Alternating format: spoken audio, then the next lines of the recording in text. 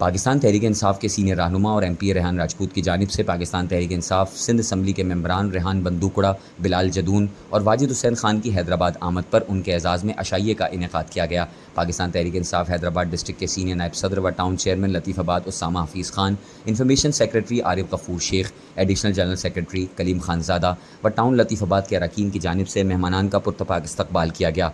मम्बरान assembly के साथ पाकिस्तान तहरीक इंसाफ के दीगर साथियों एहसन आदिल शेख, टिकट होल्डर जान शेर जुनेजो और नौजवान वकला ने भी शिरकत की। अशाइये में मुल्की सियासी मामलात व इमरान खान की रिहाई के हवाले से तफसीली बातचीत हुई और दोस्तों को रुख्सत किया गया।